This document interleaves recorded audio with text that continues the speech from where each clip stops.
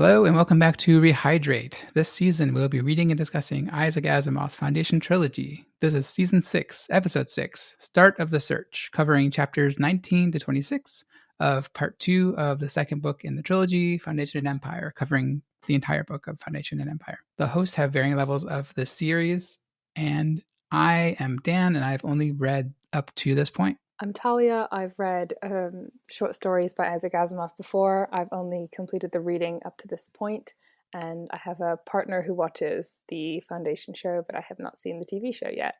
My name is Priya, and I have only read up to this point in the series, and I have also watched the entire first season of the Foundation show. All right, well, before we start, I wanted to just give a quick shout out to a new podcast that I found that talks about the Remembrance Earth Past trilogy, the series talked about previously on the show. The show is called Mind Duck, and they are splitting it up into 4 episodes. They have one episode that is a spoiler-free recap of the entire trilogy, and then they said they're going to do one episode per book. So the first episode's out. I listened to it. It's good. Mm-hmm. And so I encourage everyone to listen to it. It's always good to get more podcast material on the books, I think. But they did not like Wandering Earth. They really, really did not like it, which is interesting because I thought it was pretty good. It's been a while since I've seen it. And it has sort of, I don't know, it has big ideas in the same way that Remembrance Earth Past does. But yeah, I guess it is kind of silly in some regards. But anyway, there's spoilers for that movie and book if you're not interested in knowing those spoilers. But anyway, I recommend listening to the podcast and into the future. Yeah, congratulations to our friends at Mind Duck for reading this work we're obviously so interested in. I have skimmed Wandering Earth because I confess I did think it was underdeveloped as an idea, or rather as an author. I found the material more mature in the Remembrance of Earth's Past trilogy. But yeah, you can go listen to their episode and see their takes on it. Yeah, I didn't actually read it. I only watched the movie, and I saw it in the theater. And maybe that's why I liked it, because it was like in the theater. It was like, and like the visuals like were pretty. I mean, they're not the best. Like it was made in China, and so like their CG stuff isn't quite as good as like Hollywood stuff. As a general rule, I mean, like they can do stuff that's just as good, but hey, I've just watched Doctor Who from the 60s, so my threshold is pretty low. Yeah. Anyway, so like the visuals are like, it's a space thing and the whole Earth moves and they blow up, they do all the cool stuff. And, there's not, anyway, there's a lot of cool stuff visually to look at. So maybe that's why my impression is more positive. And also it just like reminded me so much of Liu Cixin's writing. Like, whoa, it's like, so it's so similar. And I was like in the middle of reading these books. So anyway, recommend the podcast. I also wanted to call out a website that I found. I had been kind of manually creating the character descriptions, and I missed my own personal deadline for this time. So I found a website called, funnily enough, Encyclopedia Galactica that covers a good list of pretty much all the characters and good descriptions for all of them. So I'll link that in the show notes here, and we'll get into that once we talk about the characters. So a little bit of history about this section of the book. It's the same as last time. It's just the second issue of the Astounding Science fiction magazine. And so I will also link that into the show notes here. And it was published in December of 1945. So let's talk about the summary for the end of Foundation and Empire. 4 months after the fall of Terminus, Randu shares the same feeling of despair as the rest of Haven and tells Ebbling Mist to bring Bayta, Torn, and Magnifico to Trantor in search of information about the Second Foundation. Captain Ham Pritchard has spent the last 4 months on Terminus, working with the underground resistance, posing as a skilled nuclear worker, all in the service of finding an opportunity to assassinate the Mule. When he finally gets a chance to sneak into the former mayor's office, it is not the Mule that awaits him, rather the Viceroy, who was aware of his plan all along and insists that Pritchard, like himself, will follow the Mule one way or the other. The crew of the Bayta is detained by a ship from the previously unknown kingdom of Philia. Magnifico says that he swears that he saw Pritchard aboard the ship and theorizes that he must have escaped and is trying to avoid the Mule, which is why he didn't make himself known. The crew stops at a planet close to Trantor called Neo-Trantor that's ruled by Dagobert IX, an elderly man who is easily manipulated primarily by his son and a powerful landowner named Kamasan. While the crew gets permission from Dagobert IX to go to Trantor, they're imprisoned by Kamasan and Dagobert X, who has sinister plans for Bayta. Magnifico takes exceptions to these plans and uses his visitor to play a song that ultimately kills Dagobert the 10th, and the crew flees and makes their way to Trantor. At the University of Trantor, one of the few spots that was not destroyed in the Great Sack, Ebeling Mist gets to work in his search for the Second Foundation and works tirelessly day and night despite his rapidly failing health. They're met at the university by Han Pritchard, who is now a colonel in the service of the Mule. However, he's just there to tell him that he knew the nature of the Mule's mutation. He has the ability to manipulate people's emotions, which is how he's able to so easily conquer the Foundation and gain allies in such a short amount of time. He assures them that the Mule knows of their endeavor and warns them of its futility. Undeterred, Ebeling Mist, having already discovered the nature of the Mule's mutation on his own, continues to work to discover the secret location of the Second Foundation. On his deathbed, he is convinced that the Second Foundation is the key to defeating the Mule and is ready to reveal the location to Bayta, Torn, and Magnifico, but before he can, Bayta takes out her blaster and kills Mist. Torn initially believes that Bayta had been won over by the Mule, but is the opposite of the truth. Bayta had figured out that the Mule had been with them the entire time, posing as the court jester Magnifico. Magnifico, or the Mule, tells them that he had been emotionally manipulating Torin to misdirect him from the truth, and Mist to make him work himself to death. But because of Bayta's sincere liking of Magnifico, he wanted to keep that natural feeling, but it ultimately led to his downfall. Undeterred, the Mule lets Bayta and Torin go, convinced that he can find another way to find and defeat the Second Foundation before they can defeat him. In addition to our usual cast of characters, I want to remind you that Bayta is the name of a character and also the name of the ship, the Bayta. Right. It is confusing. They should have named it something different, but yeah. It's easy to tell when you read it because it's italicized. But we also had some new characters, and I can remind you of them here. We have Aurum Pally, a member of the Democratic Underground on Terminus, known as the Fox. Dagobert IX, Emperor Dagobert IX, is one of the last emperors of the Galactic Empire. Dagobert X, the Crown Prince of Neo-Trantor. Jord Camason, the largest landowner on Neo-Trantor. Inchni, once a lord on Trantor before the Great Sack, who became private slave to Jord Camason on Neo-Trantor and agent of the Mule. Lee Center, leader of the group on Trantor. Okay, well, let's get into general impressions. So, first of all, I've talked a lot about my aversion to spoilers and how much I hate them, and they're totally justified by me having no idea what was happening and being totally surprised by the Mule reveal. I mean, my ignorance and like not paying attention enough, or I'm usually not good at like kind of knowing things that happen before they happen. I don't know how I avoided this spoiler for like 60 years or 70 years since the book came out. That's right. Or 80 years almost, right? 70, be 73 You just read years. us the history. How long ago was December 1945, Dan? Well, not good at math, but yeah, it should be 77 years, right? Happy New Year, everyone. It has been a long time. Anyway, I somehow avoided it my entire life, not knowing it. And this is like a pretty big series, and like I read the Asimov Reddit, and I somehow avoided the spoiler. So I was very, very happy to kind of be in the moment and be like, "Whoa, the Mule is Magnifico!" So anyway, let's go with the general impressions, and let's go with Priya first. I guess that's like props to the people in that in the Asimov Reddit that they haven't spoiled it, right? Or they might have. Or maybe I was really good at avoiding spoilers even when they're written in front of me. Your eyes just glaze over when you come across a spoiler. Yeah. It's a built-in defense system against spoilers. I wish I had that. And I'm even like, I even had to look at the end of the chapter to like mark it in my book to like where to stop, even though this is kind of easy, but usually I have like a system where like I go mark at the end of the book, and I could have just as easily seen like them, something at the end of it. So I'm very happy I avoided it. You guys, speaking of spoilers, and this is completely unrelated, I will get back to the topic at hand, but recently the Spider-Man movie came out, and I was like dodging spoilers left and right. It's the first impressions of this chapter. Lead off with impressions of this chapter. I will.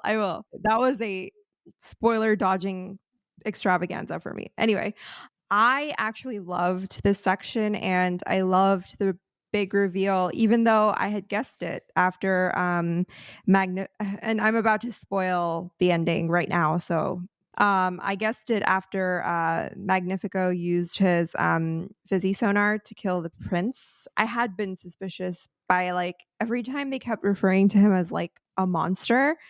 I like immediately that brings to mind like the stereotypical descriptions of mutants as being like, deformed in some way.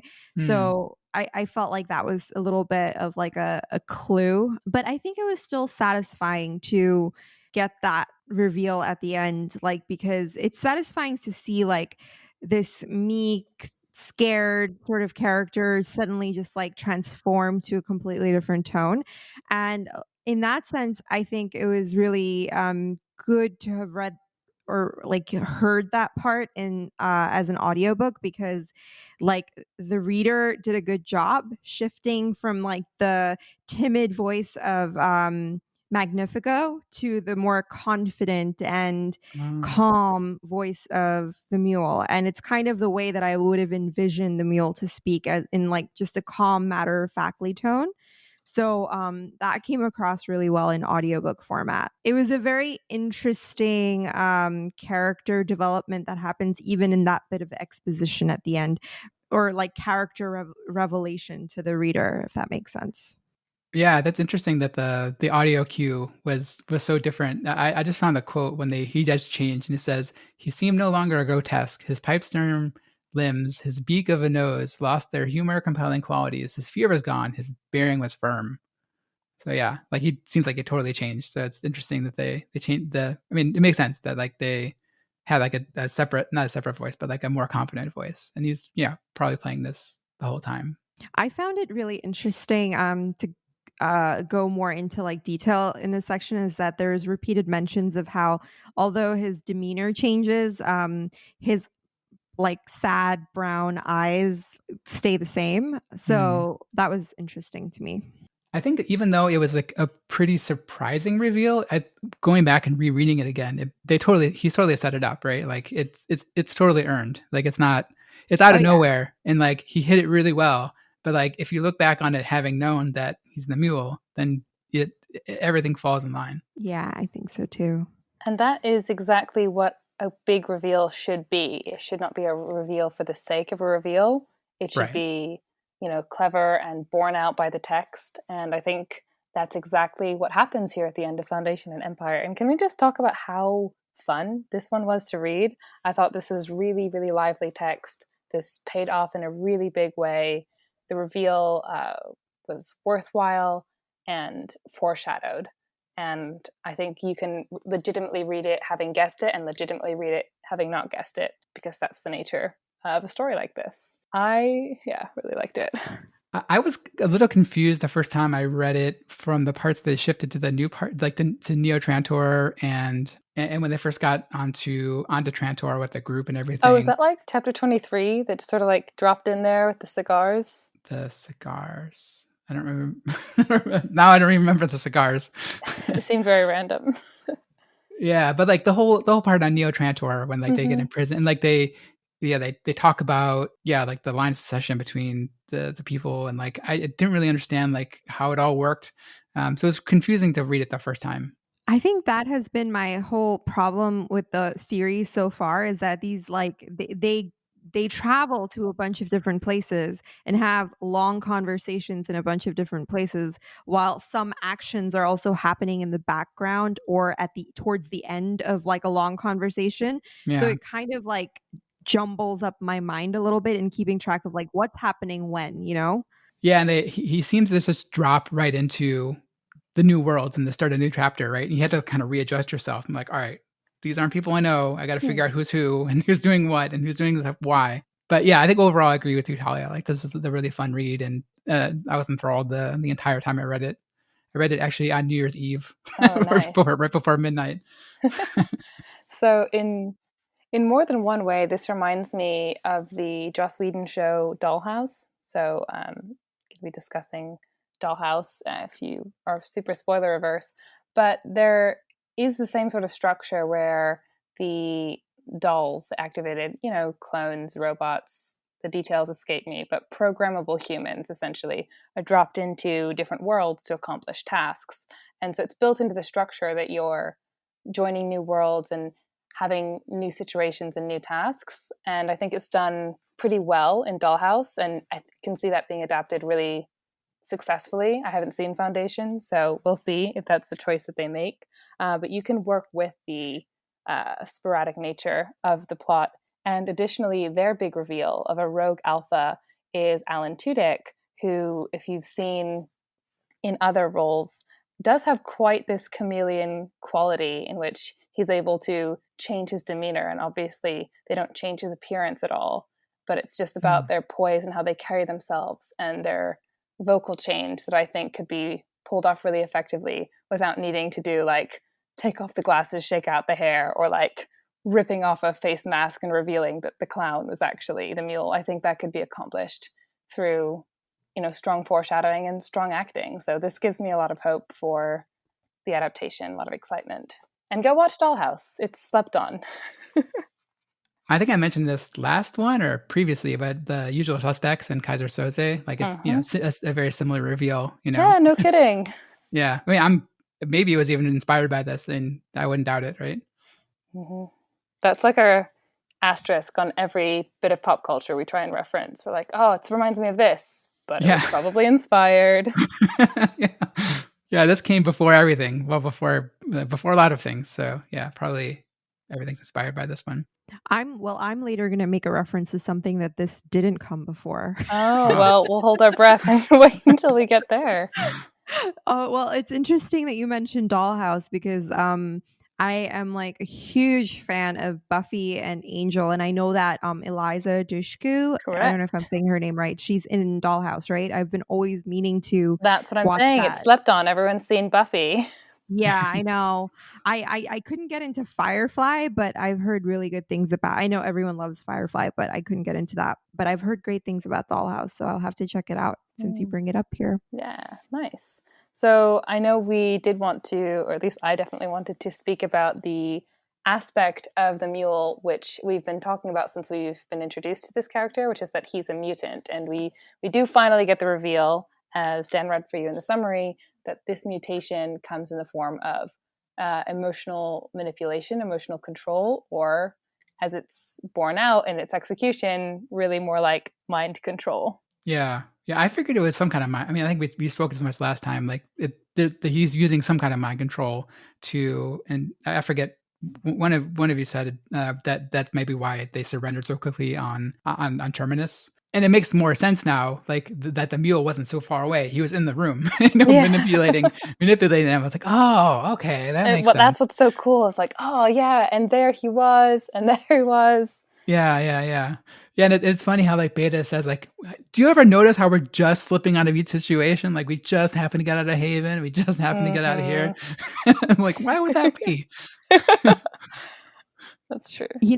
One thing that did throw me was that I honestly thought it was going to go in the direction of this whole mutation thing being sort of a myth, and that he's been controlling everyone using like the technology within the Visi sonar the whole time. If this were written by Tsushin Liu, that would be it. It would be like, surprise, right. It was tech the whole time. Yeah, it was totally. Like, That's so true. The Visi sonar was actually in the fifth dimension or something. Yeah.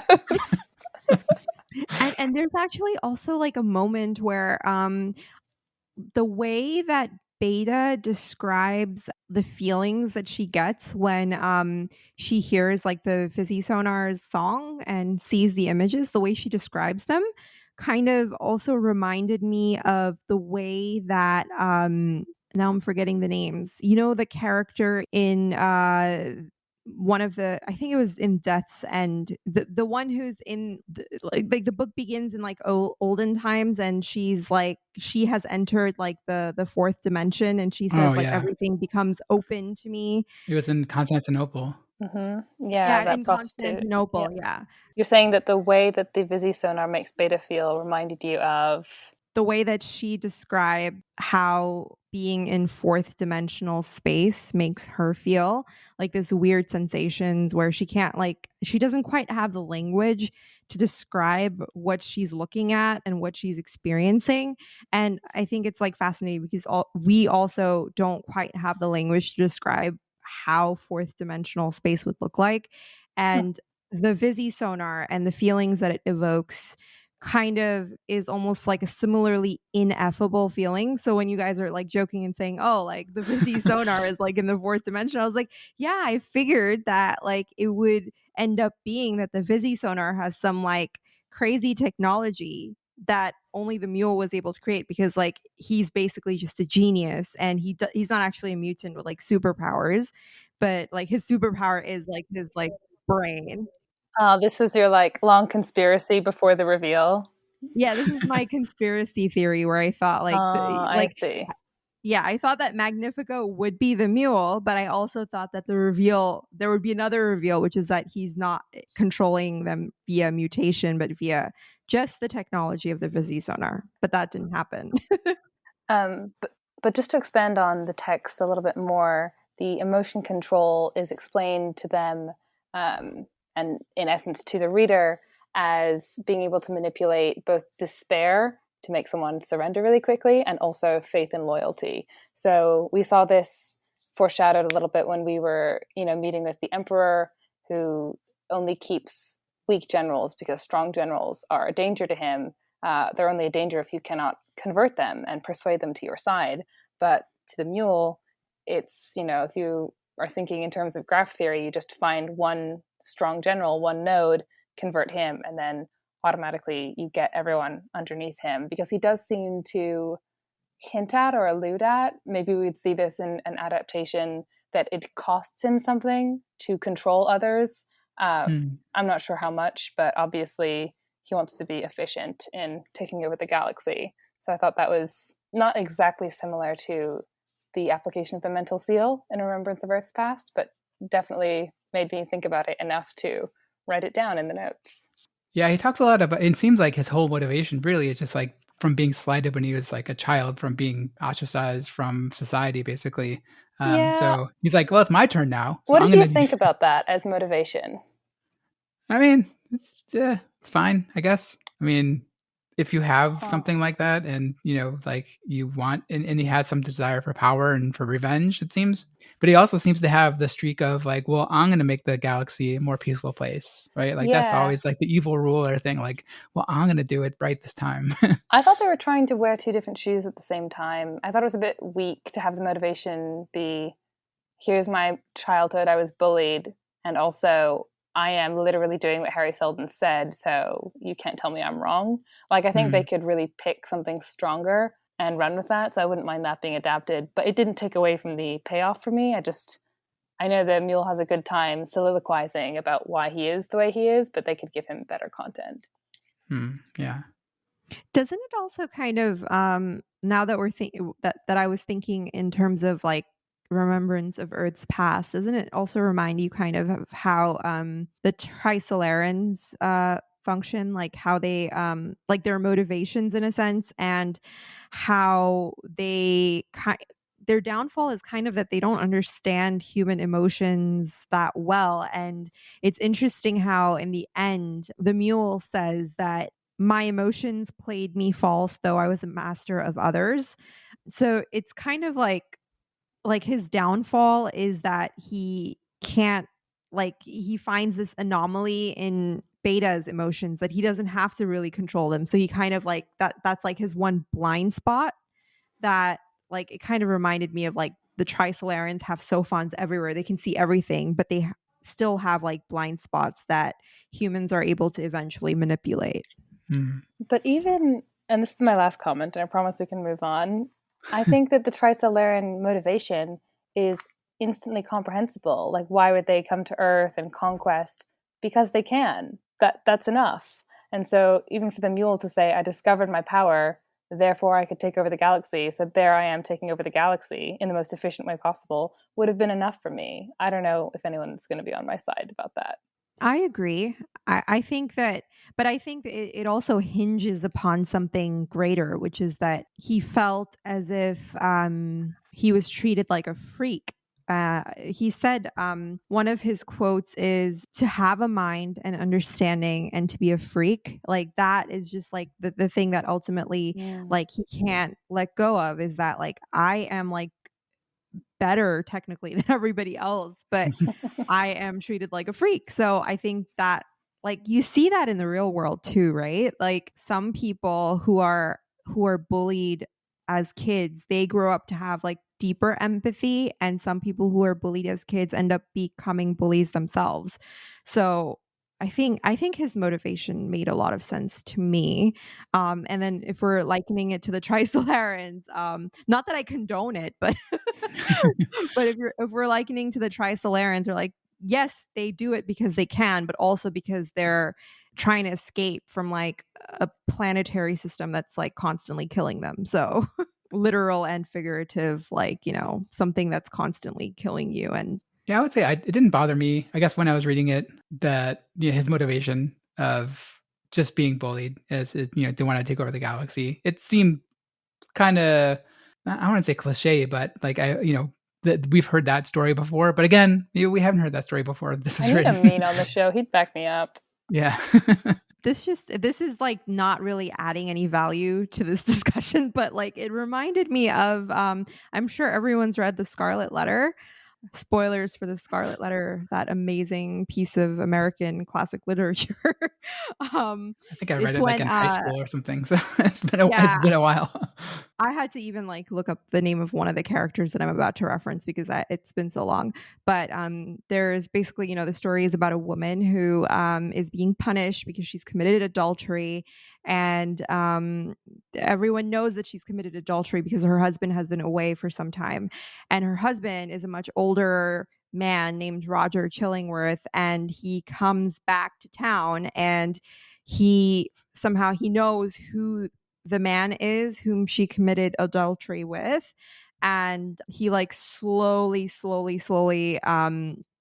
kind of kills him. He weakens him over a period of time with like, I think like medicines or whatever, because he's a doctor and he claims to be treating him, but he is actually weakening him. And what the Mule does to Mies reminded me of that, because he's kind of like, in overworking him, he's not just like overworking him to exhaustion, but he talks about how like the efficiency of the mind is what he taps into, that like, a normal mind will work at like 20% efficiency, which is technically low efficiency, and he just like pushes the mind to work at like a higher efficiency, and that ultimately like kind of just cripples the mind and body in a sense, if my understanding of what I was reading was even correct. So it just kind of reminded me of like this slow, like leech like relationship that that character had in the Scarlet Letter with what the Mule is doing to Mies, which is interesting to me.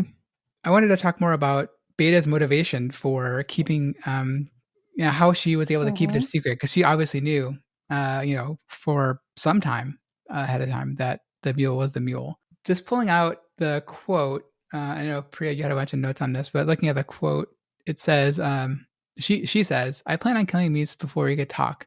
I planned it secretly as I could, so secretly I didn't dare to tell it to myself.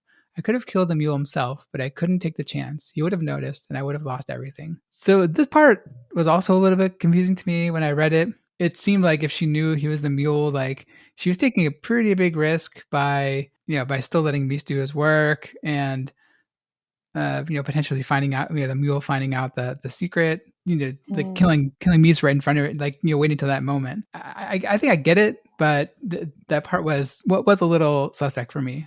Well, I believe that she suspected it, but it's really hard to prove something like that. And is it worth, Yeah.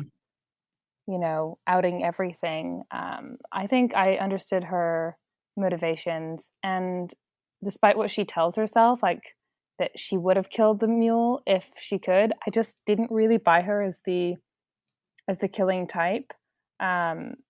Later, She does. Magnifico says that it's not that not controlling her is also his downfall. Like it's the very cornerstone of his downfall is that he can't control her because she genuinely isn't repulsed by him, and that's so strong to him, that's so valuable to him. So I just don't know if a person who doesn't view him with revulsion or as a monster would actually like kill him from some sort of hate or violent notion, even if she believes him to be her enemy. I just don't see that that's something she could pull off. So to me, it did make sense that she would only act when absolutely forced to. And she was afraid that the Foundation would be compromised, and that's when she acted. But do you think that opinion and outlook on him changed when she knew he was the Mule? Like, obviously, she didn't like him anymore, and But I she don't know if didn't know for sure until he revealed it, and she'd already taken action. Yeah, it would have been bad if he wasn't the Mule and she had killed him. Like, oh man, whoops. I think she was pretty sure that he was the Mule, but I think where she succeeds is that she has done a lot of like calculations in her mind that are actually very smart. But at the same time, I think that a lot of her success hinges upon something that she actually doesn't know, which is that he isn't controlling her emotions, and he hasn't been like reading her mind the way he reads other people's minds. And I think that if he was doing that, then no matter how carefully she had planned and how carefully she had, worked this out in her mind, I think he would have figured it out and he would have stopped her plan. But I think that the only way for her to succeed is the fact that it rests on the premise, which she doesn't know, which is that he's not controlling her mind. And if he was, this would all fall apart. I wouldn't buy it if he was, I also wouldn't buy it if they said like for some bizarre reason he couldn't control her mind. Like, in Twilight. Oh, I was just thinking like that corny Twilight excuse. Literally, that was my exact thought. For some reason, Edward can't read Bella's mind because he loves her so much, and she has to be his weakness. But I think it's a lot more compelling that he chose not to do that, right? And right. I think, and it's not something that works because he doesn't control her. It's something that works because of who she is. It's the reason that he doesn't control her. It's like it's so true, seductive. It's so powerful that he does not have to. And I think that's what really makes it work, and also just validates my appreciation of the character work in this book as opposed to what we had been seeing, because it's comprehensible to me. It's not something I share with him. I don't feel the same way, but it is completely borne out by the text. And I think that's a real mark of success. Yeah, just going back to like his backstory about how he was like mistreated and no one liked him, and this is the only person who's ever shown him any kind of compassion, so he wants to maintain that at any cost. Yeah, real Snape and Lily tale. Yeah. That's the only one you'll ever get out of me. At least I got that one. You are a secret Harry Potter fan, just like me. And I'm not so secret, but yeah, I think in terms of the character work, I totally agree with you, because it becomes a situation that's born out of conscious choices that are made versus everything relying upon this like chance and this almost like supernatural type of ability to control the mind. The one thing that I don't buy is that no one in his life has ever been nice to him except for Bayta. Like I don't want that perspective of humanity, that every single person he's encountered so far is a jerk to him. And then along comes Bayta, and she's the only person who, as he said, she said she liked me without my having to juggle her emotions, which was really sweet. But at the same time, it was like, really, like, this is the first person you found. That's kind of grim. Okay, so I wanted to talk a little bit about the actual scene of Ebeling Mist getting killed, and I thought it was pretty interesting, especially the way it was written. It took me a couple reads actually. Like I read the paragraph and I read it again. I was like, "What's going on?" So the actual quote says, "Bayta, face frozen white, lifted her blaster and shot with an echoing clasp of noise from the waist upward. Mist was not, and a ragged hole was in the wall behind. From numb fingers, Bayta's blaster dropped to the floor." So the phrasing there was pretty strange, I thought. But I went to Reddit and I was like, whoa, like she killed him? And like for me, because I'm dumb, I thought like, well, maybe Bayta's the Mule. that was my thought. And I think Torin kind of thought something about, not that she was a mule, you see but your like wife with a blaster, like having killed your friend. Yeah, and I was like, whoa, Bayta's the Mule? That's crazy. But then thinking about it, why the hell would the Mule kill Mist and not find a second nation? That's a dumb thought. That was the first thought that came to my mind. That's funny. I literally had to rewind the audio like a minute or two and then go all the way back, and I was like, did I hear that right? I need to just go back and see like replay that scene. Oh And yeah, Priya. yeah. I forgot I wanted to tell you. I tried listening to some of this on audiobook. So I was like, oh, I want to finish something and I don't have my hands free. And the copy of the foundation that I have, like, you need two hands to hold it open or else it snaps shut. And I didn't have two hands. Anyway, I was trying to listen via audio. No chance. I had to stop like every 2 seconds. I was like, wait a minute, what? Go back. What? Because I found myself, when I would read, I would often just like pause and look away or think about things. And for me, the audio did not work for this book at all. So I commend you. I think that the audio would definitely not have worked at all for the first book for me, because I struggled with the first book so much. But I think the fact that I found the characters and this book a lot more interesting, it helped me to stay engaged to the audio, because I know exactly what you're talking about with the audio. Like, you find yourself kind of like, in my case, I don't know if that's what you were saying, but in my case, I found myself tuning out at parts. Like, if I was trying to multitask, I would tune out repeatedly in what I was listening to. So I would have to keep going back. But I've just had like such an eventful past few weeks with like my move and stuff that I felt like I needed to have some capacity to multitask.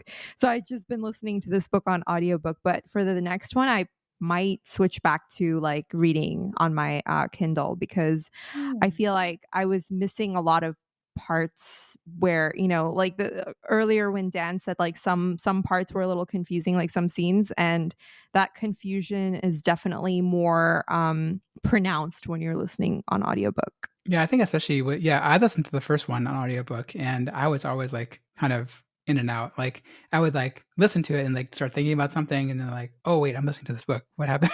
Yep, same. But what I did in the past, towards the like second half of the section that we read, I just like locked myself away in a room and just like lay on a couch and just like listened. And all I had was like my notebook on me, That's just like the way writing to do down it. notes. That's the way Yeah. to do it.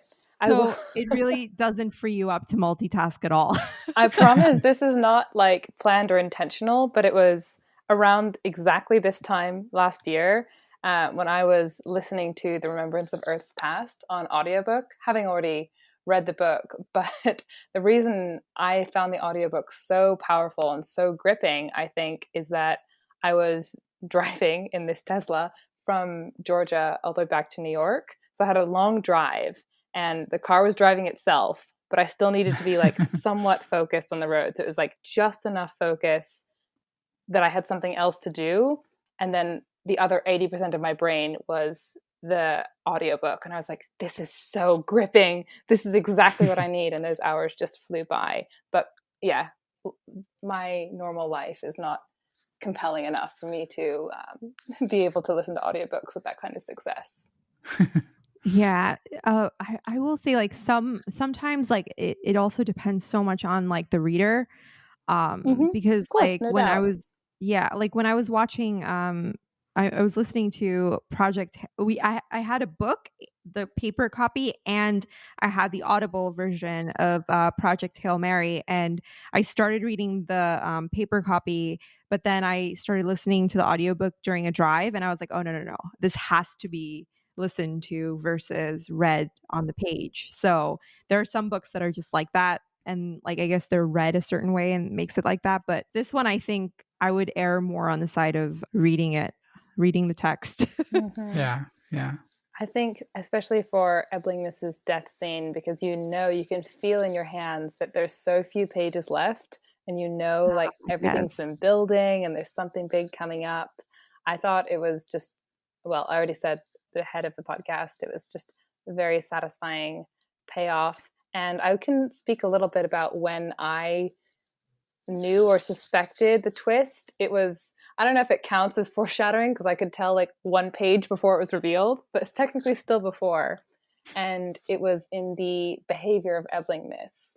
And this really stayed with me. This is, for context, after reasoning that the second assumption of psychohistory, which is that Selden assumed that men's reactions are constant, if that assumption must be proved false because the first assumption about men is disproved. And I was just like, the economic theory was coursing, and Ebling Miss is very calm, and he's revealed his knowledge of the mule's mutation, and he's stating his ability to understand these things deeply, and says, "This and more comes so easily. I seem to recall the time when so much was a mystery to me, and now things are clear. Problems are absent. I come across what might be one, and somehow, inside me, I see and understand. And my guesses, my theories always seem to be borne out. There's a drive in me, always onward, so that I can't stop. And I don't want to eat or sleep, but always go on." It's Ebling Miss working himself to death. And that's what clued me in, like, something else is happening. This behavior is being controlled by something else, and the only people in this room are Bayta and the clown. So that was like my heart racing moment. Yeah, I didn't get that at all when I was reading it.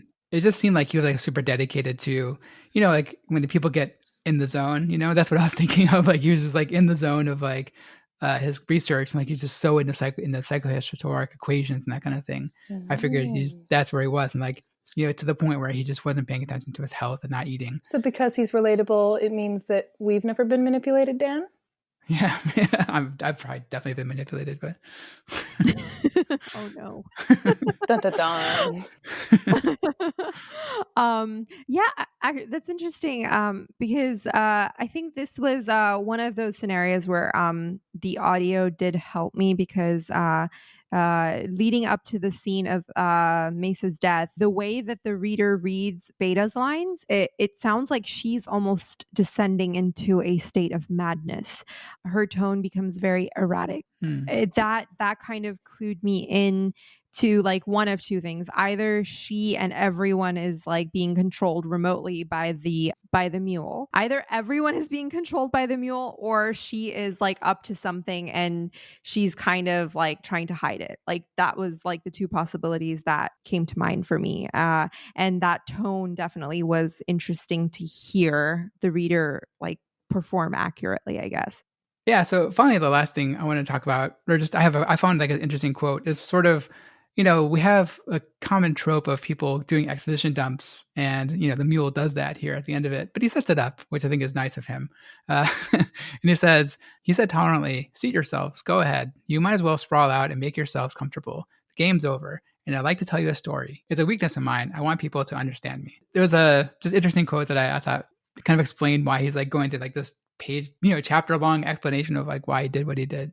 Yeah, I think that was a little funny. Like, sprawl yourselves out. I'm about to have a monologue. Like I said, can't resist soliloquizing. Well, thank you so much for listening. It's our weakness too. We like people to understand us. Please check out rehydrate.space for released episodes, reading lists, and pronunciation guide. Leave us comments by emailing us at rehydrate@fastmail.com or on Twitter @rehydratepod. Please join us next episode for Season 6, Episode 7, The Search by the Mule, covering Part 1, Chapters 1 through 6 of Second Foundation by Isaac Asimov.